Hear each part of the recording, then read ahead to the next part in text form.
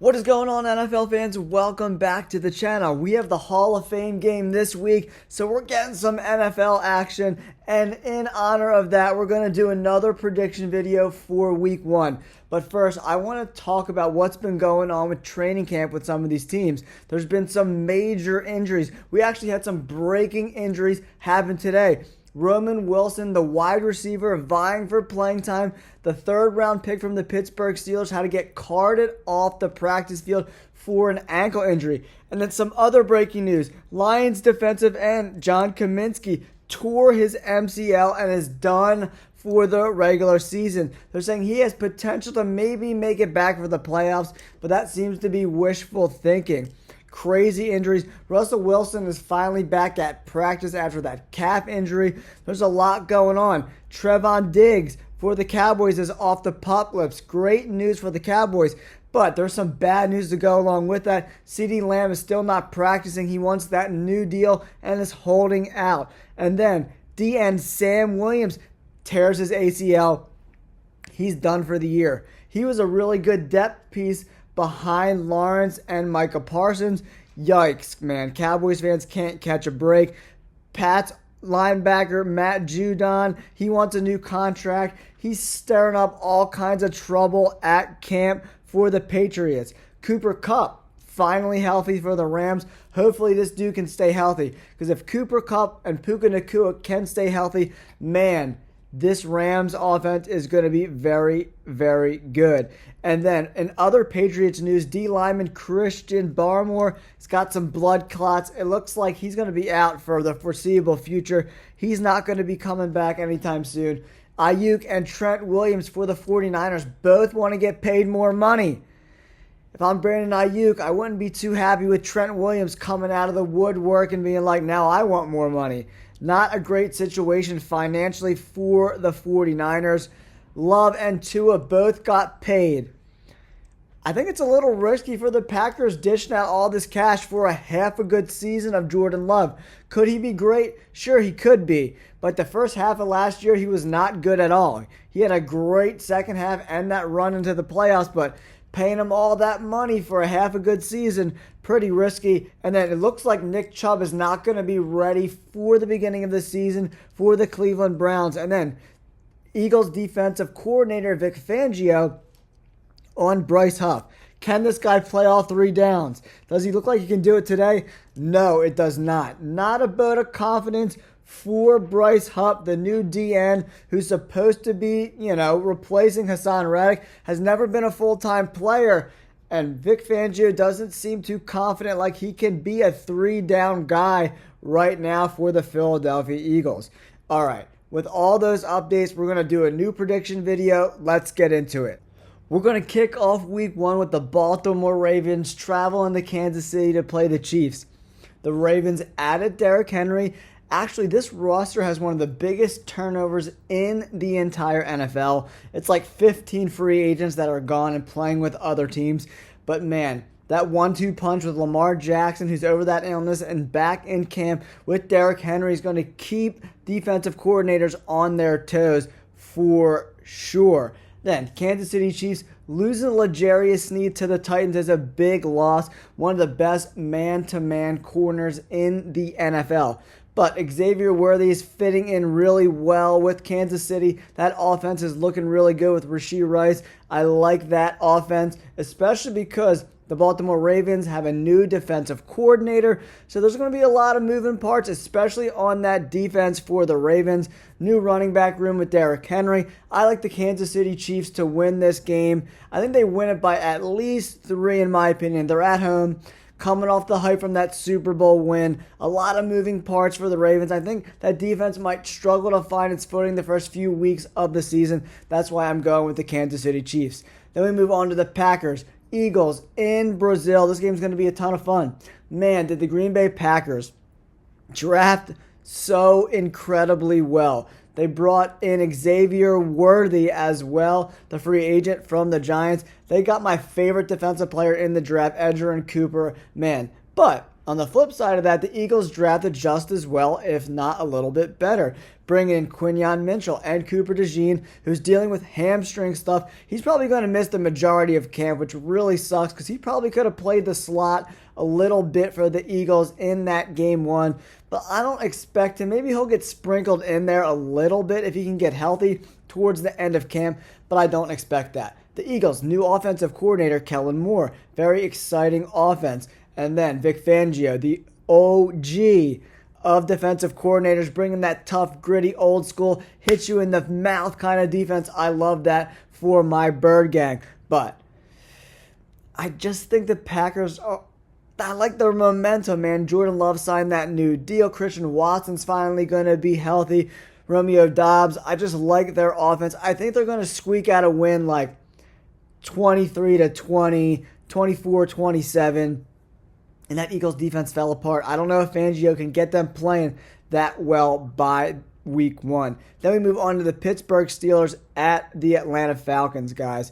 Whoo, baby. Kirk Cousins is now in command of that Falcons offense. The Falcons have one of the best offensive lines in the NFL. PFF had them ranked in the top 10. They're bringing all those guys back. Pittsburgh Steelers, very good running team. But that injury to one of my favorite wide receiver prospects in football, Roman Wilson. That really sucks. I thought he was going to start for that team in the slot, get a lot of passes from either Russell Wilson or Justin Fields. I think it's going to be Russell Wilson. He's dealing with that calf injury. But the Steelers also have probably some of the best pass rushing duo in the entire NFL, right? The Steelers are really good on defense, solid run team. It's going to be a very, very close game. The Falcons, I'm worried about their defense a little bit in this game. If Russell Wilson can even have just like a slightly above average game, I think he does enough to get the win. Can this new Falcons offense score points? On paper, they look great. Kirk Cousins is coming off that Achilles. He's got Kyle Pitts. He's got London. He's got Bijan Robinson. On paper, they look really good, but that Steelers defense is for real. I'm going with the Steelers to win a close game. Arizona Cardinals at the Buffalo Bills. The Buffalo Bills lose Stephon Diggs. They're moving more to that like 12 personnel, 2 tight ends, run the ball with James Cook offense, kind of play action. Let Josh Allen not throw the ball 40 freaking times a game. And I think that will bode well for Josh Allen, protect him from himself. When he's throwing the ball 40 times, he's going to make a couple bad throws, and those bad throws ultimately turn to turnovers. The Cardinals, Marvin Harrison Jr. is now there. I like McBride, the tight end. I think this offense, James Conner is getting a little bit older. I don't know if he will be as good as he was last year, especially behind that offensive line that I don't particularly love. But for the Cardinals, that defense is where they're going to struggle, man. Baker hasn't been the same since he had that neck injury. Their defense is trash. I look for the Buffalo Bills to do just enough to win this game. I think they're going to go with a lot of 12 personnel, kind of dump the ball to the tight ends, short passes, run the ball, kind of grind out a win like 2017, 17-13. I like the Buffalo Bills in this game. Next up, we have one of my favorite games of the entire Week 1 slate. Tennessee Titans at the Chicago Bears. We all know the Bears, 2 top 10 picks. Caleb Williams, number 1. Roma Dunze, number 9. Unbelievable draft picks, right? And then they complement them with Keenan Allen, DeAndre Swift, DJ Moore, a pretty decent offensive line. We'll have to see how that offensive line works and gels with Caleb Williams. Montez Sweat on the defensive side of the ball and one of the best cornerbacks in the entire NFL. On the flip side, the Titans, brand new coaching staff, new head coach, Brian Callahan, his dad, Bill Callahan, coming over from the Browns to coach the offensive line. Should be a lot of fun. They had great draft picks. J.C. Latham coming over to be on the offensive line. Probably right tackle to start with if I had to guess. But I don't know if they're ready to compete. They also got L'Jarius Sneed from Kansas City, and they got Awuzie from the Bengals. I really like the additions they made. Are they going to be ready to compete and beat the Bears week 1? I'm not quite sure. I've been going back and forth with this game, but I'm going with the Bears. Then New England Patriots at the Bengals. The Bengals, no more Joe Mixon. Tyler Boyd, the slot guy, he's gone as well. Joe Burrow is healthy, so we'll have to see how him and Jamar Chase and this new look offense are going to move forward. I think they should beat the Patriots because they're so trash. Jared Mayo, the new head coach there. The defense played pretty good the second half of the year, but there's not a ton to work with offensively, in my opinion. It looks like Drake May is probably going to start the year on the bench. I just don't think the Patriots have enough juice to kind of beat a team like the Bengals, in my opinion. Joe Burrow's going to come to play, man. He got hurt. He had that calf injury in camp last year and then the hand injury late in the year. We have a new offensive coordinator in Cincinnati, but their head coach calls the play, so that doesn't really matter. I think they'll be okay. They'll do enough to beat the Patriots. Next up, we have an incredible game. The Houston Texans on the road versus the Indianapolis Colts.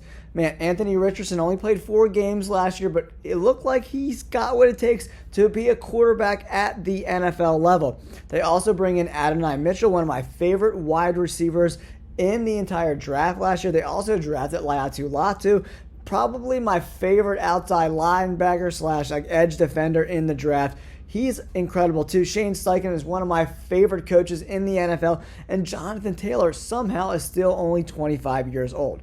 So they have a really good roster, man. Michael Pittman, Adonai Mitchell, they're going to be a lot of fun to watch. But the Houston Texans, man, they had the offensive rookie of the year, the defensive rookie of the year in Will Anderson. And D'Amico Ryans did a great job coaching that team in his rookie year as a coach. And what else could you say about C.J. Stroud? He was great on third down. And they got to bring in Joe Mixon, Stephon Diggs. Mixon's got really great hands coming out of the backfield. He's going to complement that offense extremely well. And then they have Nico Collins and Tank Dell. Man, this offense is crazy, crazy talented. I look for them to edge out the Colts just ever so slightly. I'm saying like 24-23. It's going to be so much fun to watch this game. Then we have the Jags at the Dolphins. The Dolphins lost Hunt, one of their best interior offensive linemen. Their defense, especially towards the second half last year, dealt with a ton of injuries. Like Chubb, is he going to be ready to play? I'm not really sure. Tua got his money. He got the bag. Jaguars on the flip side, mediocre defense. And that offense, they got rid of Calvin Ridley, man, and then they brought in Gabe Davis. I don't know. I just don't believe in this team. They do have Evan Ingram, the tight end, who had a really good year. Doug Peterson's going to want to do short passes, keep kind of Trevor Lawrence in the flow of the game. But Trevor Lawrence got all that money too, and they overpaid for him. The Jaguars will never win a Super Bowl with Trevor Lawrence getting paid $50-60 million a year because the rest of the team is going to suffer. And a lot of these teams, I think the Dolphins are in the same boat. When you give these quarterbacks $50-60 million, it really handcuffs your ability to build a roster. I think the Jaguars and Dolphins both kind of fall under that. Who's the better team? I think the Dolphins are better. Vic Fangio's gone, and the injuries on defense could make them a little susceptible to the Jaguars. That's why I think this game is going to be pretty close. Both the defenses are just okay. I think this could be a high-scoring game, like 31-27. I'm taking the Dolphins in this game. And then we got the Panthers traveling to the Saints. The Saints already had a very bad offensive line. And right tackle Ryan Ramczyk is gone. He's done. Hurt. Rest of the year, he is out. Derek Carr's going to be running for his life all season long. Olave is not enough to make this offense function. I'm calling an upset here. The Panthers are going to beat the Saints. I just like this young core that they kind of got going on. They got some juice. Jonathan Brooks. I think Miles Sanders is a little bit better. Bryce Young should be a little bit better. They brought in some offensive line help to help this team. And Xavier Legette, man, he's going to be just so much fun to watch. I love his personality. He's just a cool, fun guy. And he could be like an A.J. Brown type. He's got that big body, strong. Him and Jonathan Brooks could be a solid start to a core offense there. But can the offensive line block for Bryce Young? They should be better than last year. They got rid of a bunch of the dumpster fire guys. I'm going with the Panthers to squeak out a win. 2013 Panthers. Vikings at the Giants. The Giants brought in Brian Burns to pair with Dexter Lawrence. I think that's going to be a great compliment to that defensive line. But unfortunately, if the defensive line doesn't get after Sam Darnold, he's going to chew them up because the New York Giants cornerbacks are absolute trash. They got rid of Xavier McKinney. What are you doing, guys? What are you doing? Like, what is happening over in New York, man? Saquon Barkley's gone. Xavier McKinney's gone. Jesus, mother of God. If you're a Giants fan, I feel for you. And I'm a Birds fan. I hate the Giants. But good Lord, they're just letting everyone walk out the door. They're going to struggle. They added some help on the offensive line to potentially block. They brought in running from Green Bay and Elemanure. They should be okay on the offensive line, but can Daniel Jones stay healthy? He looks pretty in shape this year. He looked like he put on a little bit of size to help protect that body. But I just think Sam Darnold with Jordan Addison, TJ Hawkinson, and Justin Jefferson are going to be a little bit too much. I like the Vikings to win this game. All right, now we got the Raiders and the Chargers. This game should be a lot of fun. Can Devontae Adams get this core offense along with one of my favorite players in the draft, Brock Bowers? They should be a lot of fun to watch on offense. Who's going to be the quarterback, Gardner Minshew or Aiden O'Connell? If I'm the head coach there, I'm going Aiden O'Connell. I want to see what he's got. He wasn't great in year one, but he was okay. He was serviceable, and I think another offseason with Devontae Adams and learning from him, who played all those years with Aaron Rodgers, he can learn a lot from Devontae Adams on how to play quarterback at the NFL level, some little tips and tricks. Gardner Minshew is a grinder, but let's see what Aiden O'Connell can do, and if he starts to flounder, then bring in Gardner. That's what I would do. If I'm the Raiders, I'm stacking the box and forcing Herbert to beat you with those mediocre weapons. You know they're going to run, stack the box, force them to throw the ball, maybe get some turnovers. I'm going the Raiders to win a close game. Broncos at Seattle. I actually like Bo Nix a lot. I think he's going to be a very serviceable quarterback for the Broncos. Is he going to be a superstar? I'm not quite sure. He doesn't have a ton of weapons to work with either, and playing in Seattle is always really tough. And Seattle has a great, if they could just block a little bit with those receivers. Oh my gosh, those receivers are so good in Seattle with DK Metcalf and Jigba, Tyler Lockett, the list go. I mean, they could be a great offense if they could just block a little bit. I think their defense will be okay this year. They'll be okay enough to beat the Broncos, who are probably going to win maybe 5 games, 6 games if they're lucky this year. I like Seattle at home. Dallas Cowboys versus the Cleveland Browns. The Cleveland Browns have a lot of moving parts. A lot of guys are banged up. Can Deshaun Watson not be a shell of himself? He actually played pretty well before he got hurt last year. Man, the Cowboys can't catch a break. CeeDee Lamb is not showing up to training camp.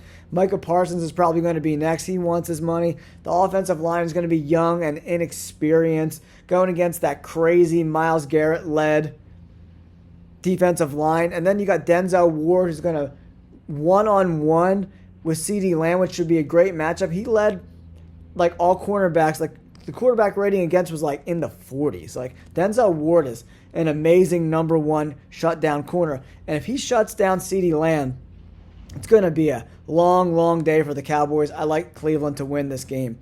Washington, another team, a lot of moving parts. Against Tampa Bay, I love this Todd Bowles-led defense. Mike Evans, Baker Mayfield are back for another round. New head coach Dan Quinn, he's got to coach up a very poor defense, in my opinion.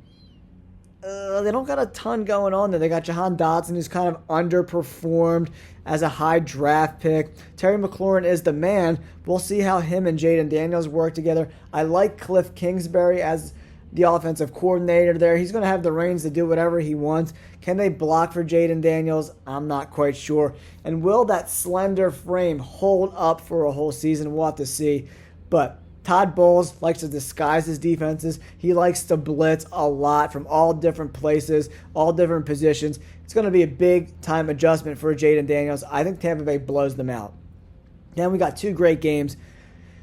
The Lions at home versus the LA Rams. Yeah, the Rams, even without Aaron Donald, have a bunch of young D linemen.